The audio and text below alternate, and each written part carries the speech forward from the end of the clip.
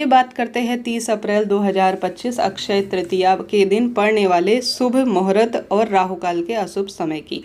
आपके पर्सनल रूप से फ़ोन कॉल आ रहे हैं, कई शुभ मुहूर्त इत्यादि, और आप पर्सनल रूप से जुड़ते हैं जिसमें आप पूछ रहे हैं, तो मैंने सोचा क्यों नहीं यह वीडियो बना दिया जाए। देखिए, यह दिन सबसे श्रेष्ठ और विशेष है। इस दिन तो बहुत सारे दुर्लभ श्रेष्ठ सहयोग बनने वाले हैं जो कि भाग्य की रेखाओं को प्रबल करेंगे।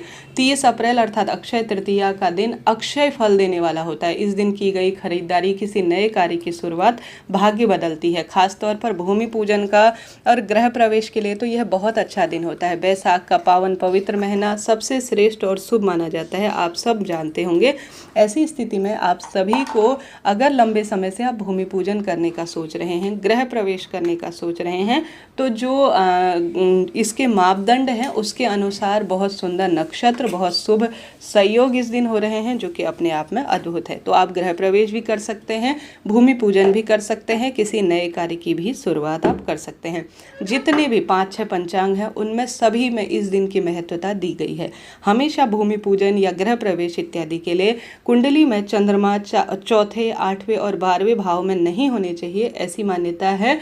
और आप अपने जो है कुंडली अनुसार निकलवा सकते हैं। जहाँ तक मैं कहूँ, राहु काल को छोड़कर पूरे दिन शुभ और श्रेष्ठ ही संयोग हो रहा है, आप कर सकते हैं किसी भी नए कार्य की शुरुआत। ऐसे में अक्षय तृतीया के दिन 30 अप्रैल बुधवार को रोहिणी नक्षत्र, जो कि श्री कृष्ण भगवान के जन्म का नक्षत्र है, रोहिणी नक्षत्र है, मृगशिरा नक्षत्र है, तो नक्षत्र के अनुसार सबसे शुभ है। बैसाख महीना है जो कि पावन है, पवित्र है। गृह प्रवेश हो या किसी भी कार्य के लिए बैसाख महीना सबसे सुंदर है। शुक्ल पक्ष जो कि सबसे श्रेष्ठ पक्ष में जाना जाता है, तो आप शुक्ल पक्ष भी चुन सकते हैं जो कि अपने आप में अद्भुत है। तृतीया तिथि हर कार्य की सिद्धि के लिए है और इस दिन जो कई तरह के दुर्लभ और श्रेष्ठ संयोग हो रहे हैं, तो बिना जाने समझे पूछे आप सभी बहुत श्रेष्ठ स्वरूप में कोई भी नया कार्य कर सकते हैं।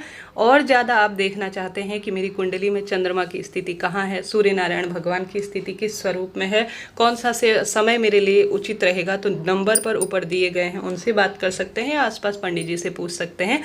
नहीं तो ज़्यादा कहूँ तो कुछ भी देखने समझने की आवश्यकता नहीं है। अब बात कर लेते हैं इस दिन पड़ने वाले राहु काल की। तो राहु काल दोपहर में 12:18 से 1:58 के आसपास रहने वाला है।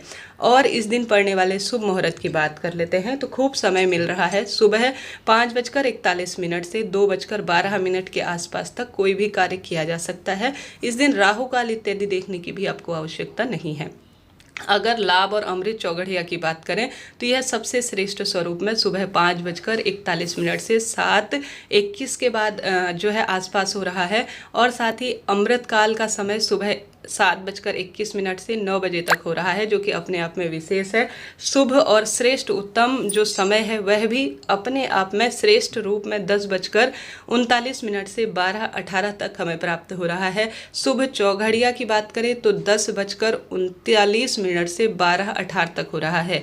प्रातःकाल अर्थात ब्रह्म मुहूर्त लाभ अमृत का चौघड़िया 5:41 से 9 बजे के आसपास हमें प्राप्त हो रहा है। सभी चीज़ें मैंने स्क्रीन पर आपकी सुविधा के लिए दे दी हैं। आशा है, उम्मीद है यह वीडियो आपके लिए जो है जानकारीप्रद रहा होगा। हर हर महादेव, जय माता।